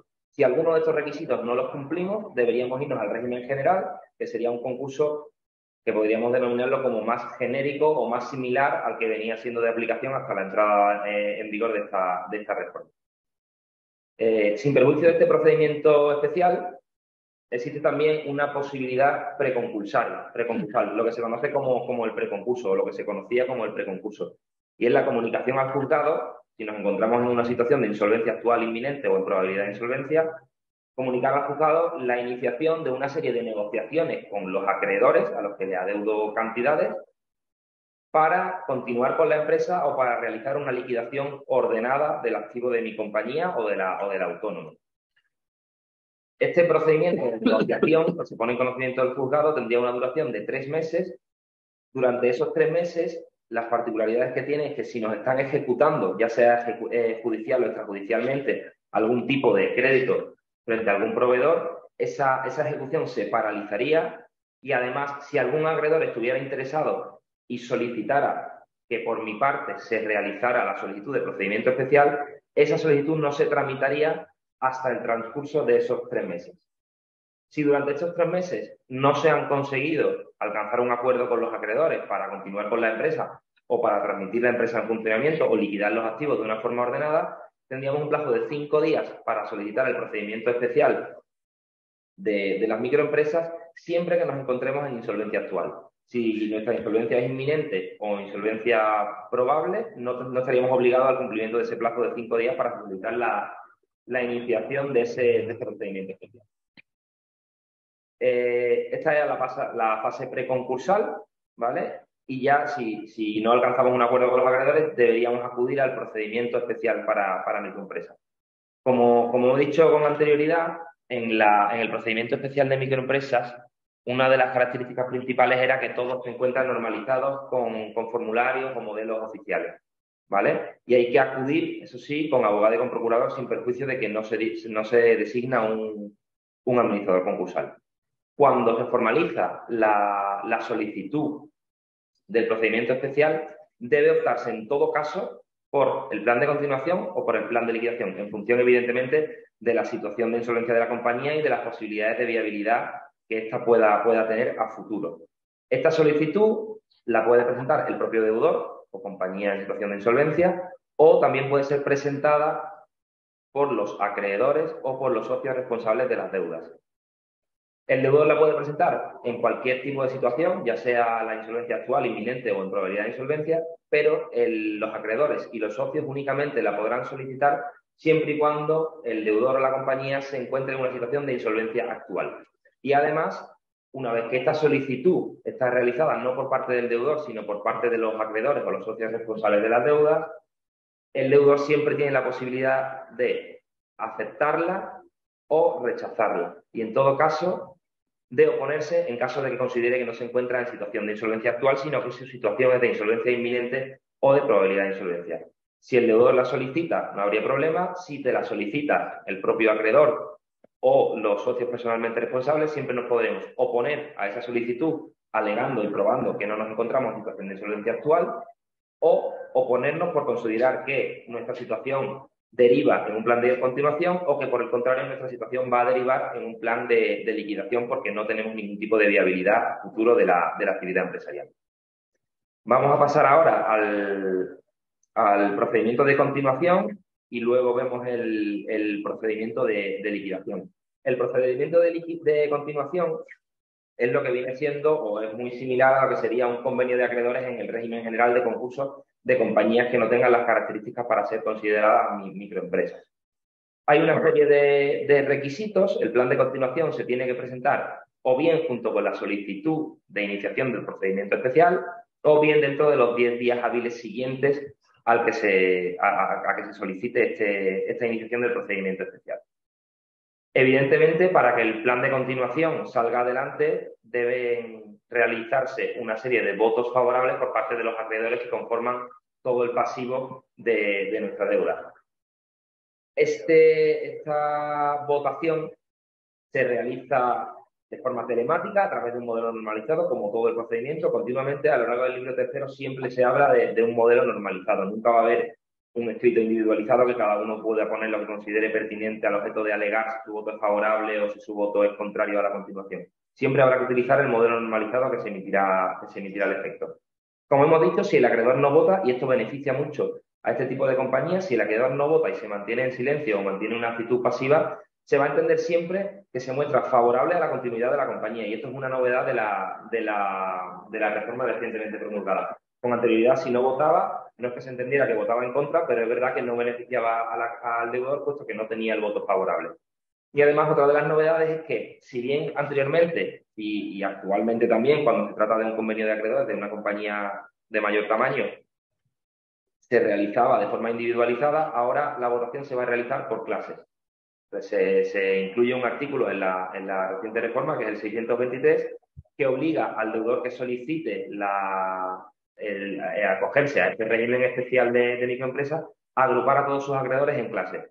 Siempre pueden ser pues, el crédito público, que sean administraciones públicas, será una clase, el crédito privilegiado, que serán aquellos que tengan algún tipo de garantía real, o administraciones públicas que también puedan tener algún tipo de privilegio general, van a ser otra clase, proveedores pueden ser otra clase, trabajadores pueden ser otra clase, etcétera. Se pueden crear varios tipos de clases. Las clases votan a favor o en contra del plan de continuación y se entenderá que una clase vota a favor siempre y cuando la mayoría simple de estos acreedores que conforman la clase han votado a favor del plan de continuación. El plan se considerará aprobado siempre y cuando una mayoría simple de las clases entiendan. Perdón, me he dejado atrás una diapositiva que, bueno, ya la hemos visto. No sé si, Irene, la vais a remitir. Vale, pues entonces no hay problema. El plan se considerará aprobado siempre y cuando lo voten a favor la mayoría simple de las clases y una de ellas sea la de acreedores que tengan cierto privilegio, ya puedan ser entidades financieras, por ejemplo, que tengan garantías reales, que se consideran privilegiadas especiales, siempre y cuando la mayoría simple incluya a esta clase privilegiada, se entenderá aprobado, o siempre y cuando lo haya aprobado una de las clases que objetivamente, en caso de continuidad de la compañía, pueda considerarse que hubieran cobrado parcialmente su crédito, ¿vale? Así se entendería aprobado el plan de continuación del deudor o de la microempresa. Con posterioridad a la aprobación, el deudor, los acreedores y también los socios personalmente responsables de las deudas podrían solicitar la homologación al juzgado. Es decir, que el juez, una vez que se apruebe este plan de continuación, dicte una resolución en la que se homologue la votación que se ha llevado a cabo y la aprobación del plan de continuación. Esta homologación puede ser expresa, siempre y cuando lo solicite dentro de los 10 días siguientes a la aprobación, tanto el deudor como los acreedores, o puede ser tácita, es decir, por el simple silencio tanto del deudor como de los acreedores, si ninguno interesa el dictado de ninguna resolución por parte del juzgado en la que se homologue, en virtud de la cual se homologue ese plan, se va a entender homologado el mismo podríamos decir, por silencio. Es verdad que hay como un matiz. Como hemos dicho, la aprobación del plan de continuación puede conseguirse por el silencio de los acreedores. Hemos dicho que si los acreedores no votan a favor, se entiende que votan a favor. Por lo tanto, si conseguimos que los acreedores o las clases de acreedores no hayan votado, yo voy a conseguir que el plan de continuación vaya a ser aprobado por la actitud pasiva de estos. La homologación judicial no se podrá conseguir si la aprobación del plan se ha conseguido por silencio de los acreedores. En ese caso, habría que solicitar. Yo, como deudor, debo acudir al juzgado diciendo: he conseguido la aprobación de mi plan de continuación por silencio de los acreedores, homologue usted, señoría o juzgado, el plan de continuación que he conseguido aprobar. Con posterioridad, el plan puede ser cumplido, incumplido, como veremos a continuación, nos tendríamos que ir. Si el plan de continuación finalmente se incumple porque no se haga frente a los pagos que se hayan pactado con los acreedores o con alguno de los plazos, automáticamente nos veríamos abocados al procedimiento de liquidación o al plan de liquidación, que es el que vamos a ver a continuación. El plan de continuación es muy similar a lo que sería la liquidación de una sociedad mercantil de un mayor tamaño, en la que se presenta un plan de liquidación, se liquidan sus bienes, siempre primando la transmisión de la empresa en funcionamiento, lo que antes se conocía y se sigue conociendo en las otras compañías de mayor tamaño como la transmisión de la unidad productiva. El fin último de la ley concursal y tras la reforma también, es continuar con el tejido empresarial y, por lo tanto, se da prioridad a aquellos planes de liquidación y a aquellas operaciones de liquidación que garanticen los puestos de trabajo y la continuidad de la compañía que venía ejerciendo su actividad hasta que se ha encontrado en situación de insolvencia. El procedimiento de liquidación se inicia también por solicitud del deudor y de los acreedores en su caso o de los socios personalmente responsables de las deudas, y en esa solicitud se puede ya, y en este caso sí, solicitar la designación de un administrador concursal que lleve a cabo las operaciones de liquidación. Normalmente, y hasta la reciente reforma, el administrador concursal es habitualmente el que se dedica a vender la totalidad de los bienes de la compañía y a poner en conocimiento del juzgado cuáles son las operaciones de liquidación que se han realizado. Ahora, en este régimen especial de microempresas, tenemos la opción de que el deudor se haga cargo de la venta de sus bienes o que solicite que sea un administrador concursal el que se haga cargo de esta liquidación. Eso es una novedad de esta reforma recientemente introducida. Y otra de las novedades principales, como hemos dicho también con anterioridad, es que la liquidación se va a llevar a cabo a través de una plataforma electrónica que será habilitada también al efecto y que disponen de 6 meses desde la entrada en vigor, que se produce el 1 de enero del año 23, por lo tanto para el mes de julio ya debería estar en vigor. Y se va a llevar toda la liquidación de este tipo de compañías de microempresas, se va a llevar a través de esa plataforma electrónica con la colaboración de las entidades especializadas que ya venían participando y colaborando con los administradores concursales para dar salida a algunos bienes que pudiera resultar más complicados en función del negocio al que la compañía se viniera dedicando. Y otra de las novedades es que la duración de esa fase de liquidación no podrá ser superior a 3 meses, con la posibilidad de que se solicite la prórroga de un mes adicional. Por lo tanto, en 4 meses, en teoría, y considero que en la práctica no va a ser del todo factible, las compañías se encuentren totalmente liquidadas y disueltas y la actividad de la compañía acabe finalizando. Estas serían las características principales del plan de liquidación, del procedimiento especial con plan de liquidación, que conllevaría igualmente a la liquidación de la sociedad y, por lo tanto, a la salida de esta compañía o de este deudor o empresario del tejido empresarial, ya que ya digo que no es el fin último de la ley concursal ni de esta reforma, sino todo lo contrario. Con cualquiera de estas dos vías, o con el plan de continuación o con el plan de liquidación, se asimilan a lo que se conoce como el plan de pagos o la liquidación de la masa activa en la exoneración del pasivo insatisfecho. La exoneración del pasivo insatisfecho es la posibilidad que se establece y que se conoce como el mecanismo de segunda oportunidad, que conlleva la posibilidad de que un deudor o un empresario, persona física, no se vea atado con las deudas que ha generado el desarrollo de su actividad empresarial durante toda su vida. Si nosotros hemos acudido a un plan de continuación que no ha funcionado y nos hemos visto abocados a la liquidación de la compañía y con los activos de la compañía no hemos podido satisfacer multitud de los créditos que se mantenían como consecuencia del desarrollo de nuestra actividad, hay un artículo en el Código Civil que establece la responsabilidad universal de los incumplimientos, ¿vale? Cualquier persona, en virtud del artículo 1911, es responsable de sus incumplimientos con sus bienes presentes y futuros. ¿Qué conllevaría esto? Pues que si yo debo 500.000 euros, con la venta de mis activos he conseguido pagar 200.000, los acreedores por esos 300.000 euros podrán seguir dirigiéndose a mí con los bienes que tenga y con los que tendré en un futuro. Para eso está este régimen que anteriormente se conocía como el beneficio de exoneración del pasivo insatisfecho y que ahora no lo llaman beneficio, lo llaman la simple exoneración del pasivo insatisfecho. ¿Qué provoca la reforma recientemente introducida? Pues se flexibilizan los requisitos para poder acudir a este mecanismo de segunda oportunidad y se amplía un poco en exceso, pero sí un poco, el tipo y cantidad de las deudas que se van a condonar a aquella persona que se acoja a este régimen. Se exige, para empezar, que el deudor sea de buena fe y existen una serie de supuestos tasados en la ley, en la reforma, con los que se nos impediría el acceso a esta exoneración del pasivo insatisfecho. Son, pues, haber cometido delitos y que hubiéramos sido condenados a pena privativa de libertad, hubiéramos cometido infracciones graves o muy graves en materia tributaria, así como otros adicionales que nos impedirían acudir a esta exoneración del pasivo insatisfecho.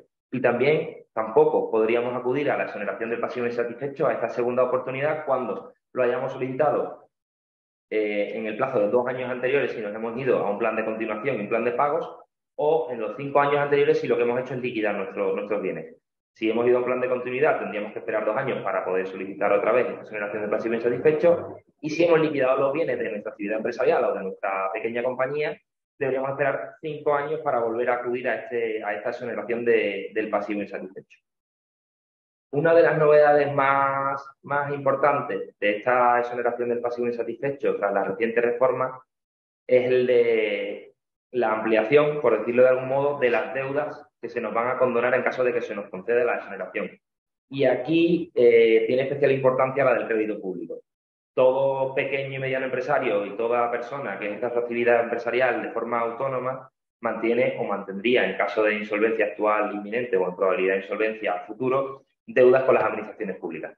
Estos son los considerados créditos públicos que hasta la entrada en vigor de esta reforma no se incluían en esta exoneración del pasivo insatisfecho, es decir, si se concedía la exoneración se iban a seguir manteniendo las deudas con estas administraciones públicas, y ahora se matiza y se incluye la posibilidad de que el crédito público, entre los que se encuentran pues principalmente la Agencia Tributaria y la Tesorería General de la Seguridad Social, se van a ver exonerados los deudores de pagar estas deudas con el límite de 10.000 euros. Es verdad que no parece mucho, pero que quizás para pequeños y medianos empresarios mantener una deuda de 10.000 euros con Hacienda pueda ser una cantidad bastante importante. A partir de 10.000 euros, esa exoneración no aplicaría y continuaría siendo deudor frente a las administraciones públicas, por la diferencia. Aquí hay que hacer mención, por haber estado muy en boga también con el tema de la pandemia, a los créditos ICO. Muchas pequeñas compañías habrán solicitado créditos ICO. Como sabemos, los créditos ICO están avalados por el Estado y hay que decir que no se considera crédito público, sino que se considera crédito financiero. Pero hay que hacer referencia a un matiz especial. Si fuera un crédito financiero al uso, ese crédito financiero, como si fuera una entidad financiera, puede votar a favor o en contra del plan de continuación de un pequeño empresario, si lo considera bien, si lo considera viable, lo considera favorable a sus intereses o si no lo considera necesario. El crédito ICO, los bancos titulares de ese crédito ICO, al estar avalados por el Estado, para votar a favor de un plan de continuación necesitan la autorización de la Agencia Tributaria.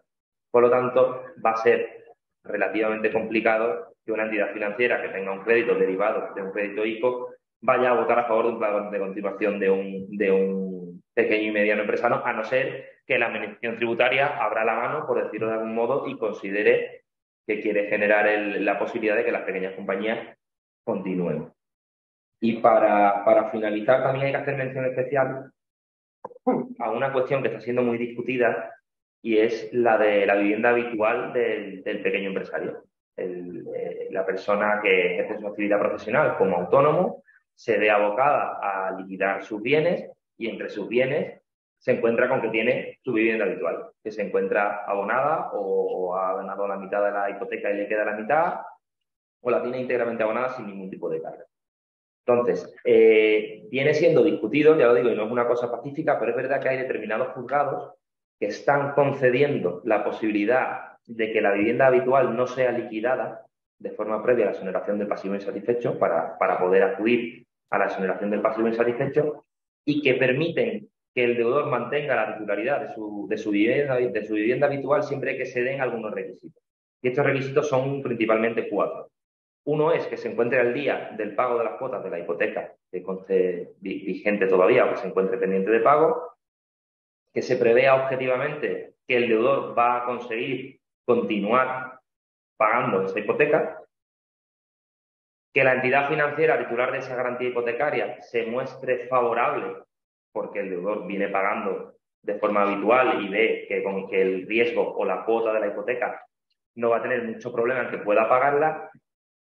Y un último requisito que es bastante importante y que ahora sí puede que esté subiendo un poco el precio de la vivienda, pero que hace unos años no era así, es que la vivienda, el valor de transacción de la vivienda sea inferior a la garantía que todavía tiene el banco. Es decir, que la vivienda, aunque se liquide, no vaya a cubrir nunca ese crédito privilegiado que pueda tener la entidad financiera. No obstante lo anterior, va a depender mucho, y eso sí quiero que quede bastante claro, de dónde se tramite el procedimiento, en qué territorio y en qué juzgado lo conozcan del mismo. ¿Vale? Por mi parte, creo que con esto estaría todo, y si no estuviera todo, sí, está todo. Si no, ahora Irene, en el turno de preguntas, pues vemos si hay algún tipo de duda al respecto. Muchas gracias a los tres.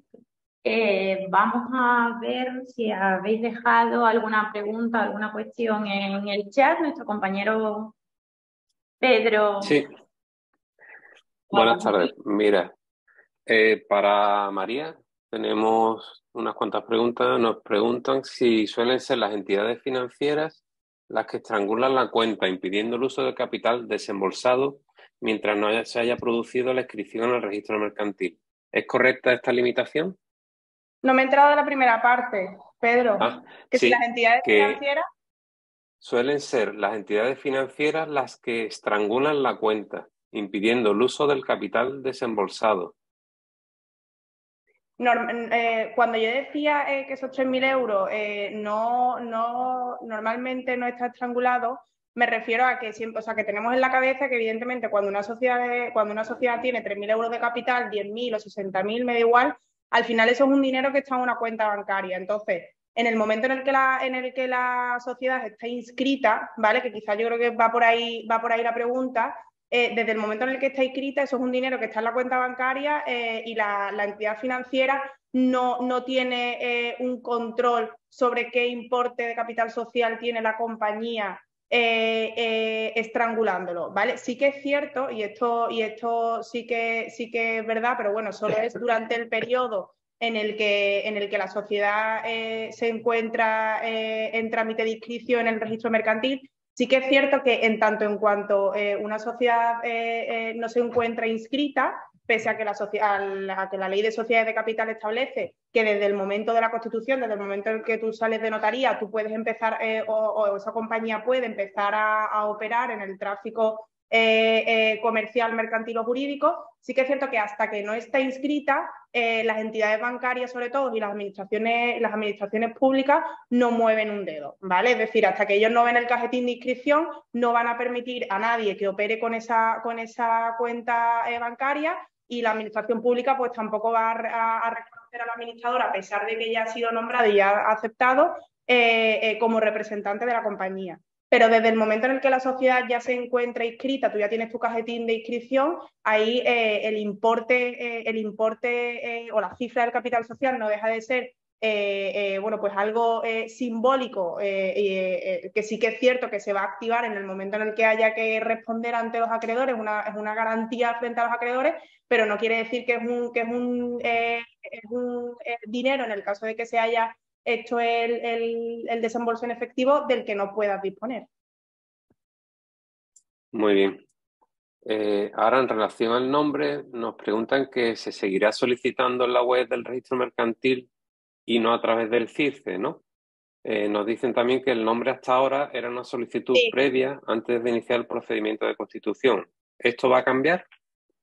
Pues mira, evidentemente la denominación la va a seguir otorgando el registro mercantil central, ¿vale? El registro mercantil central es el que, como sabemos, y además me da la sensación de que la persona que pregunta, ¿no?, lo ha hecho personalmente. Entonces, efectivamente, actualmente te metes en la web del registro mercantil central, incluyes como máximo las 5 alternativas, y si tienes suerte te dan una de ellas, y si no, pues lo vuelves a intentar, porque resulta que es que las 5 denominaciones ya coinciden con otras preexistentes.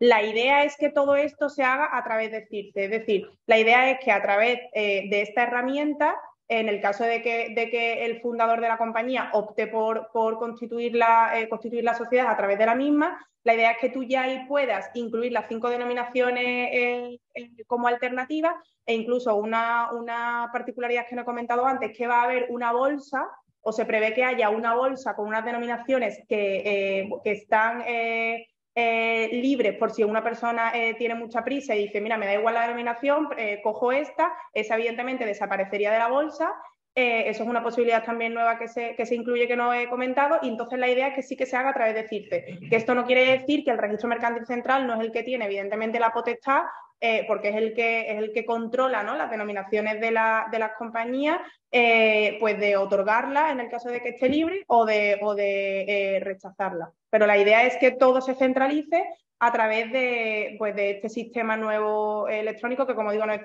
tan nuevo, porque bueno, ya para la sociedad, o sea, ya la sociedad de responsabilidad limitada se podía constituir a través del mismo, pero la idea es impulsarlo. Estupendo. En cuanto a la Constitución, nos preguntan o nos comentan que a día de hoy se constituyen en 24 horas. El problema es que no todos los notarios están incluidos en este sistema. ¿Seguirá siendo así o, según establece esta normativa, será obligatorio para todos los notarios incluirse en este sistema?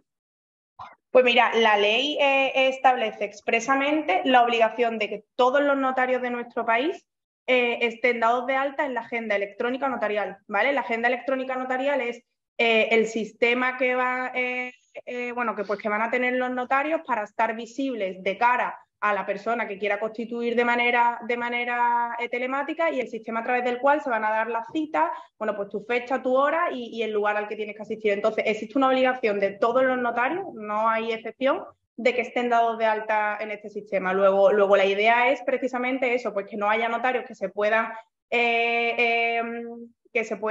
excluir, sino que estén todos y todos den este servicio, con el objetivo precisamente de que realmente se pueda constituir en 24 horas, porque te van a tener que dar una cita en 12 horas. Luego la obligación es de que todos los notarios estén dados de alta en la agenda electrónica notarial, y tienen también obligación de informar a cualquier persona que asista a su notaría para informarse sobre cómo se constituye una sociedad de responsabilidad limitada. Tienen obligación de informar de esta constitución 100% telemática. Perfecto.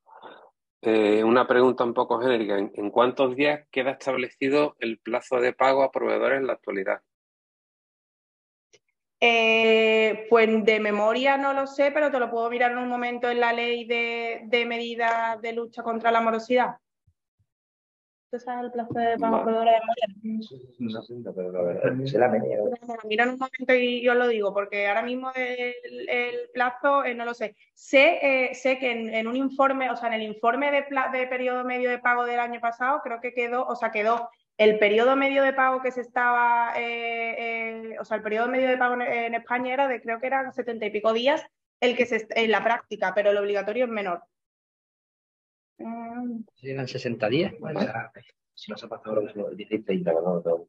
Si no se ha pactado en contrato un plazo de pago, la ley establece que el pago debe realizarse en un plazo máximo de 30 días. O sea, si no se establece en contrato, el plazo es un máximo de 30 días, pero de establecerse en contrato no sé cuál es el máximo. Es decir, entiendo que será superior. Sí. Pues lo miramos en un momento y os decimos, porque de memoria no lo sé. Vale. Otra persona me queda duda acerca de la responsabilidad de los socios que crean una sociedad con la nueva ley de 1 euro de capital social. A ver, realmente, o sea, el tema de la responsabilidad social no cambia, ¿vale? La normativa no incluye ninguna mención que varíe lo regulado actualmente en la Ley de Sociedades de Capital. Con lo cual, los socios, salvo que exista algún tipo de fraude, que al final, pero que eso también ocurre en la actualidad, pero con carácter general, los socios solo responden por el capital social aportado. Luego, eso también es una de las principales críticas, por eso decía que estaba teniendo esta ley, porque al final la garantía frente a acreedores en sociedades de responsabilidad limitada con 1 euro de capital social en las que no haya reserva es una garantía ínfima. ¿Qué pasa? Que al final lo que yo me imagino es que los acreedores pues se asistirán bien, y lo que tratarán es de buscar en qué ha fallado el administrador y si puede buscarle la cosquilla a los socios en el caso de que tengan que exigirle responsabilidad a una compañía con un capital social de 1 euro. Pero en principio La ley no establece ninguna variación respecto a lo que se establece en la ley de sociedades de capital, que es que la responsabilidad de los socios queda circunscrita al capital social aportado. Si los socios de una sociedad han aportado céntimos hasta llegar al euro, porque son varios, pues a su responsabilidad a priori. Sin perjuicio de que es verdad, pues que en el caso concreto habrá que ver la actuación concreta, ¿no?, del socio o del administrador en su caso.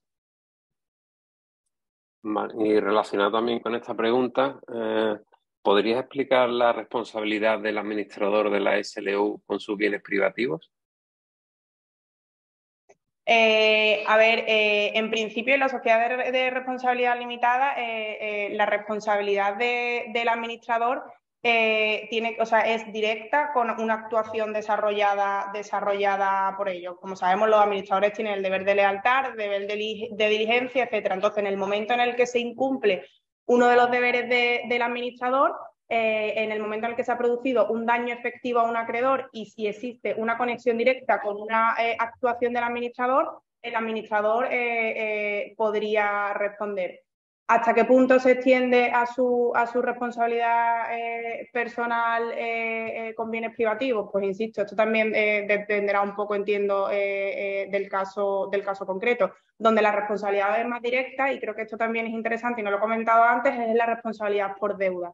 Tenemos que tener en cuenta que ahora que el capital social es de 1 euro, va a ser muy fácil que las sociedades incurran en causa de disolución por pérdida. La causa de disolución por pérdida significa que el patrimonio neto es inferior a la mitad del capital social. Con un capital social de 1 euro va a ser muy fácil, porque al final el capital social no engorda nada el patrimonio neto. Va a ser muy fácil que en el momento en el que las sociedades tengan algo de pérdida, ya se está incurriendo en una cifra inferior al capital, no a la mitad del capital social, sino al capital social en su conjunto. Y en este caso, los administradores sí que van a tener una responsabilidad por deudas que, como sabemos, es solidaria desde el momento en el que la sociedad está en causa de disolución y ellos no han hecho nada por evitarlo. Oye, hoy celebrar una junta general para salir de la causa de disolución o solicitar un concurso de acreedores. Entonces, al final habrá que yo entiendo que esto, de hecho he leído que la idea es moderar con esta nueva regulación, la idea del legislador es moderar esta responsabilidad social de los administradores por las deudas sociales, porque va a ser muy fácil incurrir en causa de disolución a partir de ahora. Muy bien, muchas gracias. Ahora pasamos a un par de preguntas sobre la factura electrónica. Las empresas de comercio que su volumen de ingresos brutos sea alrededor de 125.000 euros, ¿sería obligatorio tener la facturación electrónica? Bueno, sí, la facturación electrónica va a ser obligatoria para todas las empresas o autónomos y profesionales, ¿no? Que emitan facturas a otras empresas o autónomos. En las relaciones con otras empresas siempre va a ser obligatoria. La única diferencia va a ser que si la facturación, digamos, de la empresa o del profesional no supera los 8 millones de euros, el plazo de implementación es de 1 año más, ¿no? Se amplía a 2 años, digamos. Pero sí que va a ser obligatoria siempre que le factures a otra empresa o otro autónomo, va a ser obligatoria, ¿eh? Independientemente del volumen de facturación de la empresa o el profesional. Muy bien. Y por último, ¿qué coste tendría la implantación de la facturación electrónica para un autónomo? Perdón, ¿qué coste? Sí, ¿qué coste tendría la implantación para un autónomo? Bueno, el coste no lo podemos saber, ¿no? Como tal, ¿no? Sí que va a tener cierto coste porque va a tener que adaptar, digamos, su RP o su programa que emita las facturas siempre que vaya a facturar a otras empresas, ¿no? Para que cumplan los requisitos, ¿no?, que hemos dicho antes, ¿no? De que pueda haber cierta interconexión, interoperabilidad entre el destinatario y el emisor de la factura. Habrá que ver también, como todavía no está aprobado el reglamento, cuáles son esos requisitos, pero cierto coste entendemos que simplemente de adaptación del RP o del sistema informático que tenga, o que emita la factura electrónica, entendemos que sí. Luego, en teoría, lo que se pretende es que luego al revés, que el coste sea menor, ¿no? Porque todo esto es temas automatizados, pero en un primer momento, por la adaptación, pues entendemos que algún coste tendrá que asumir, ¿no? Habrá que esperar de todas maneras a ver el reglamento, qué requisitos exige, ¿no?, para esta factura electrónica que va a ser obligatoria en el futuro, ¿no? Tenemos que esperar el reglamento que en los próximos meses pues se va a aprobar. Pues no tenemos más preguntas. Pues aprovecho y respondo a la que se me había quedado en el tintero. A ver, la ley que implementa y establece las luchas o las medidas, perdón, de lucha contra la morosidad establece que el plazo de pago entre empresas nunca puede ser superior a 60 días. El plazo establecido en contrato, siempre que se establezca alguno, en el caso de que no se establezca, 30 días, ¿vale? Luego, en el caso de que, oye, dos entidades contratantes quieran establecer un plazo superior a 30 días, nunca puede ser superior a 60 días. Y a lo que yo me refería también es que la encuesta del informe de morosidad de 2021, ¿vale?, que realiza el Gobierno año a año, sitúa el plazo de medio de pago a proveedores en el sector privado como digo, del 21, del año pasado, en 72 días. O sea, que veamos la diferencia entre lo que es obligatorio y lo que se está llevando a cabo en la práctica, que, como decía, es tan dañino para las pymes y es una de las principales medidas de esta ley Crea y Crece. Muy bien, pues nada, poco más. Agradecer una vez más la asistencia, daros las gracias a María, Javier y a Joaquín. Han sido 2 horas muy bien aprovechadas, muchos datos, y cualquier duda, de todas maneras, que se quede en el tintero, pues que hacernosla llegar y lo comentamos con los ponentes y os podremos dar respuesta seguramente. Claro que sí. Y nada, muchas gracias por asistir y aquí lo dejamos. Muchas gracias, buen día. Buenos días a todos.